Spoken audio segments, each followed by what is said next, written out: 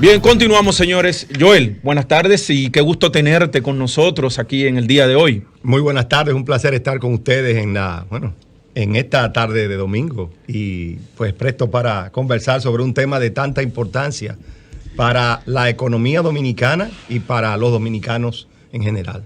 Es así. Así es, mira, en estos días hemos visto inclusive tanto economistas vinculados al gobierno, pero también economistas de la oposición que han dicho que adelantar dinero de los fondos de pensiones a la gente joven sería prácticamente condenarlos a la pobreza en su vejez, porque precisamente los fondos de pensiones lo que buscan es una capitalización en el largo plazo que permita retirarse con una pensión digna a aquellas personas. Entonces, tú tienes el caso de Botello, que tiene el 30%, y otros políticos más que le destinen el 30% de esos fondos a la gente, que se lo saquen a las AFP.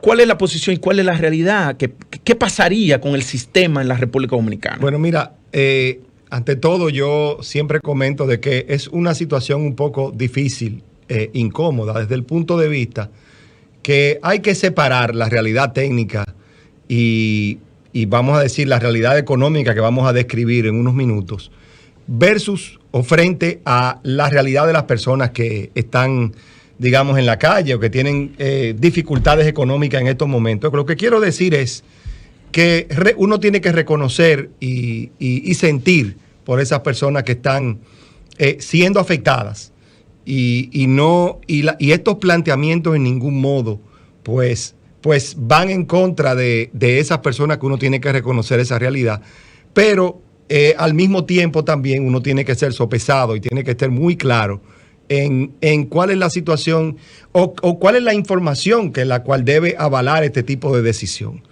Y claramente estamos en una situación en la cual sería muy complicado para la economía dominicana manejar retiro de fondos por diversas razones. La primera, hay un elemento o hay una pregunta que yo muchas veces le hago a los que hacen este tipo de planteamiento. Yo le digo, ven acá, tú tienes que haber colocado esa posición en cierta perspectiva, desde el punto de vista económico.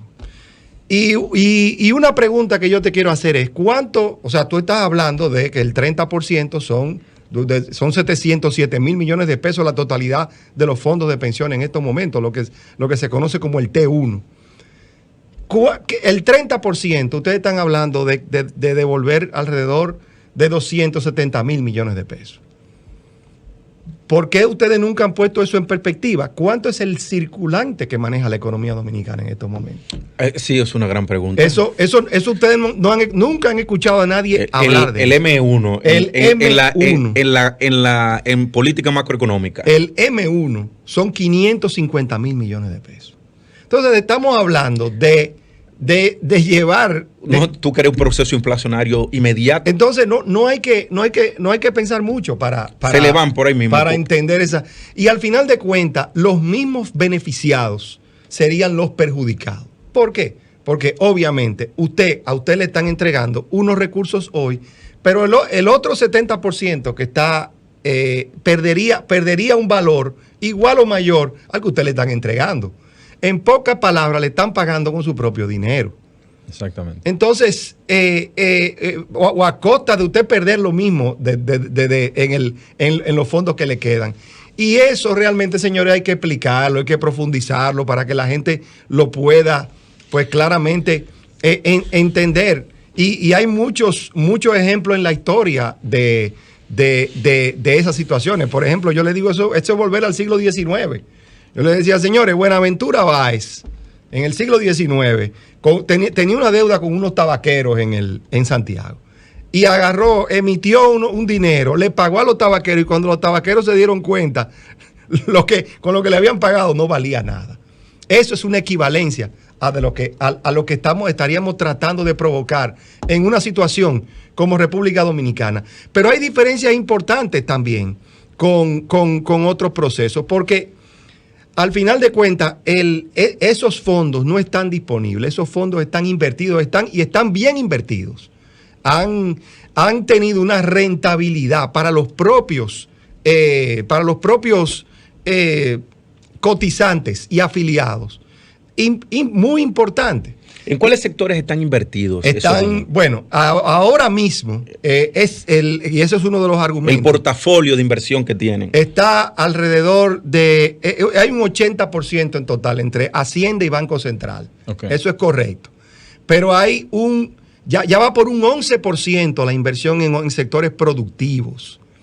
Y esa inversión en sectores productivos, señores, viene creciendo de una manera importante. Hace 3 años, 4 años era 0. Es decir, poco a poco se viene desarrollando esa inversión en sectores productivos. Hoteles, ya hay unas 5,000 habitaciones que los fondos de inversión están invertidos.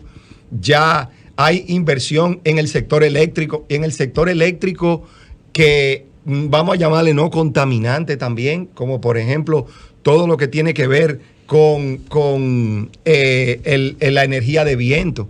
Es decir, ha habido estamos hablando de unos 80,000 millones de pesos. Sí, la desinformación que se ha propagado, porque eso hay que llamarlo así, porque hay mucha gente hablando sin saber. Pero no desinformación, porque cada quien hay gente que está, señores, sacando ganancias políticas sobre un tema que no están informados. Pero cada quien hay algo importante de resaltar. ¿Cuántos son las personas que están cotizando? Los trabajadores que están cotizando realmente. Porque aquí la economía es altamente informal. Hay gente que está exigiendo el 30% y nunca ha cotizado aquí. Es bueno que eso se sepa. Y tampoco los afiliados son 4.2 millones, pero los cotizantes en este momento estamos hablando de alrededor de 1.7 millones de personas cotizando, y de los cuales el 40%, algo más del 40% lo está haciendo por debajo del salario mínimo. Lo cual es una de las problemáticas que tiene, porque ciertamente los problemas que puede tener el sistema de pensiones y los cuales hay que trabajar no son más en su gran mayoría que un reflejo de la problemática laboral general. Es decir, por eso es que se habla de una reforma laboral y se habla de una reforma al sistema de pensiones, pero la idea debe ser fortalecer el sistema, no destruirlo, porque el sistema, señores, ha constituido el único ahorro que muchos dominicanos han podido lograr, y lo han hecho de una manera muy rentable. Y yo no me puedo ir sin ponerle un ejemplo a la gente. Todo el mundo habla de que tiene recursos de los fondos de pensiones. Y recuerdo un amigo en una de estas discusiones que ya ahora son diarias para mí. Él tenía 3,5 millones de pesos, o tiene 3,5 millones de pesos en su fondo de pensiones. Wow. Y me decía, y yo le preguntaba, porque me gusta de nuevo preguntar. Decía, ok, de esos 3,5 millones de pesos, ¿cuánto tú has puesto? Y la persona, ya sabiendo de que yo le había hecho una pregunta capciosa, pues probablemente bajó el número. Pero me dijo, yo he puesto como 2,5 millones de pesos de eso. Y yo le dije, mira, ¿tú quieres saber cuánto tú has puesto de eso? De esos 3,5 millones de pesos, tú has puesto algo más que 400,000 pesos. El 30%, porque era... Vamos a una pausa, Joel, para que continuemos con esto, porque me interesa el tema del salario mínimo que tú decías, que la mayoría de los cotizantes son gente que anda por el salario mínimo. Vamos a una pausa y volvemos. No, que... 12:45 de la tarde, continuamos con nuestro invitado especial, Joel Santos, gerente general de la AFP Reserva y miembro distinguido de La Peña por un Mejor País. Además, claro, compañero un saludo a Jorge Dargan, señores. Joel, Samuel, tú tenías una pregunta. Fuera del aire, te preguntaba sobre el porcentaje que reciben las personas a la hora de jubilarse. Eso es una de los grandes cuestionamientos que tiene la gente. Se habla de un 25%, pero explica por qué es tan bajo. En realidad, el promedio ponderado actualmente del sistema anda en un 25% de acuerdo estimado, y lógicamente responde a todas las dificultades que tiene el sistema o el mercado de trabajo dominicano. Pero el principal es que las personas no cotizan el 100% del tiempo. La intermitencia que tiene nuestro sistema laboral termina generando una situación en la cual el 50% de las personas cotizan por debajo del 50% del tiempo. Y solamente tú tienes un 40% que cotiza más del 70% del tiempo y un 13% que cotiza más del 90% del tiempo. Ahora bien, una persona que cotice, que haga su vida laboral sin intermitencia, que entra a diferentes lugares de trabajo, se mantenga trabajando y por lo menos cotice el 90% del tiempo, termina con una tasa de reemplazo, que es el último salario. O sea, la tasa de reemplazo se calcula sobre la base estimando lo que sería tu último salario. No tu salario promedio, sino tu último salario, lo cual te beneficia. Estaremos hablando de que la persona se podría retirar entre un 45 y un 50% de su último salario, lo cual en términos internacionales, estimado por la OECD, cualquier sistema que te pague más del 40% de tu último salario es considerado un sistema exitoso. Bien. Ahora bien, el problema está, de nuevo volvemos, la intermitencia. Las personas no cotizan a tiempo, o entran y salen del sistema. La edad de retiro en República Dominicana es de 60 años y a pesar de eso tenemos un sistema que funciona, cuando en otros países 65, 67 años.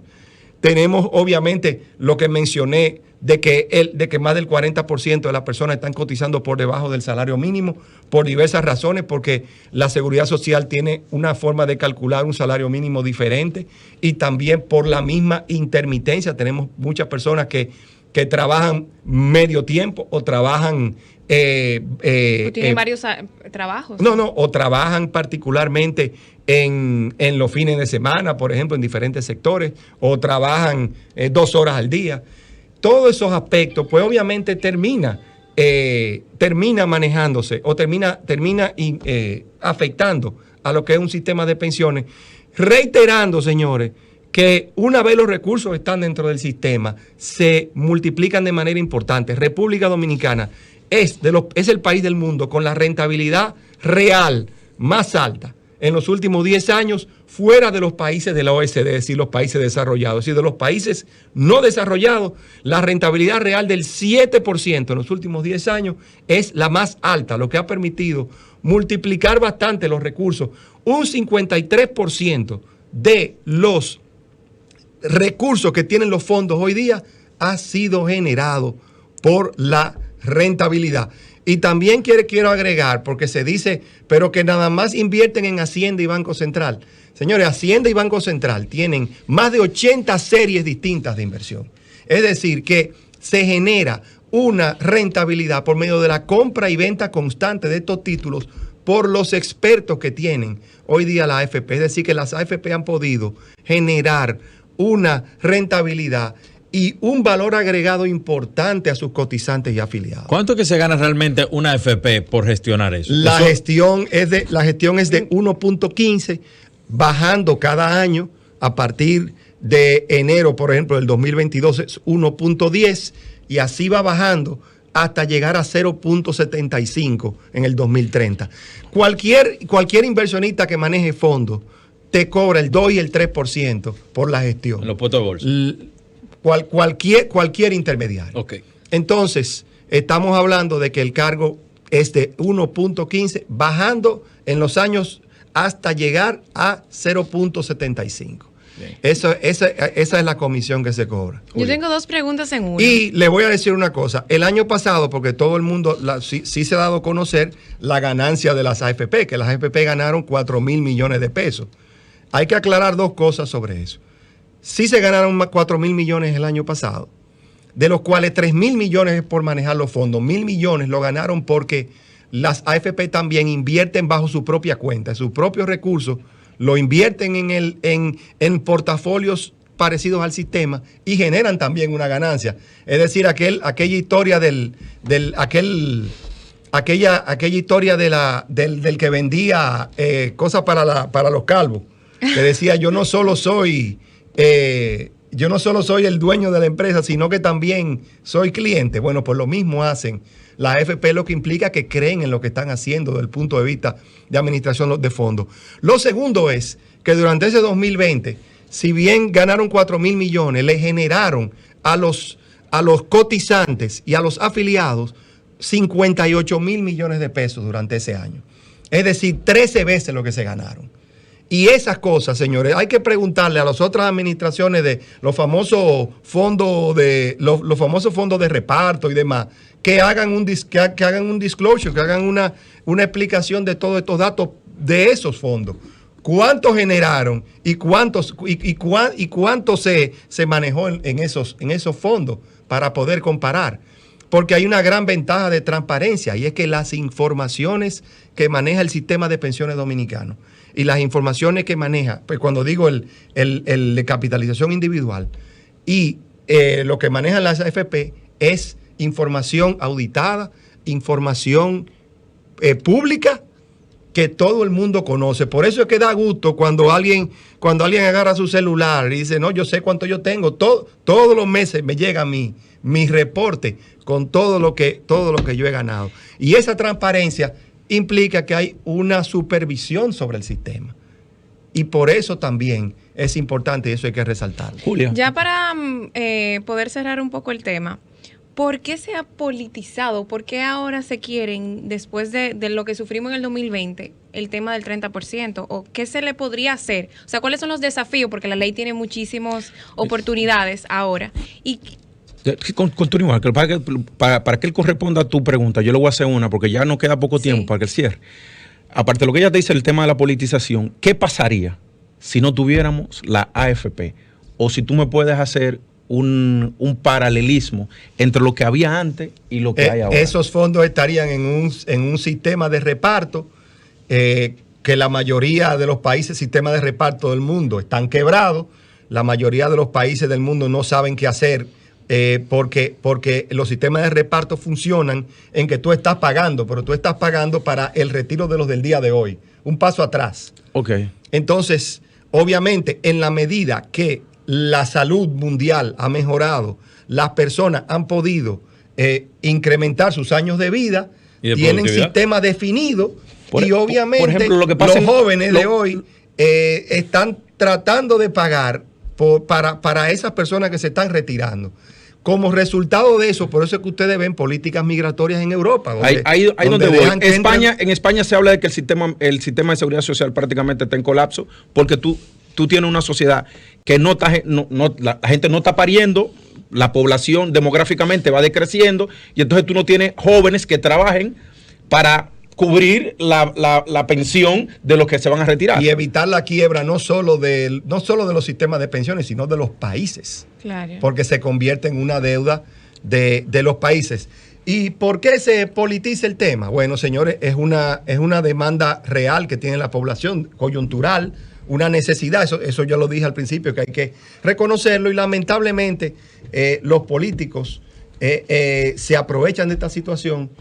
Se crea una desinformación y obviamente es una oportunidad para esos partidos minoritarios tratar de ganar terreno a costa de un tema, señores, tan sensible para la economía dominicana que no debería nunca ser politizado.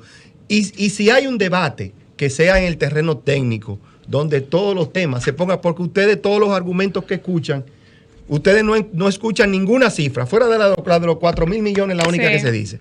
Pero ustedes no escuchan ninguna cifra, ustedes no escuchan ningún razonamiento lógico, usted no explica, no se le explica a los cotizantes y afiliados qué le podría pasar, sino que simplemente todo se debate en el rango del desmérito, en el rango de decirle ladrón a alguien, en ese tipo de terminología, bueno, que lo que busca es generar odio, que lo que busca es generar, pues obviamente, un choque social, cuando de nuevo lo que estamos hablando y estamos jugando es con el retiro de las personas. El futuro.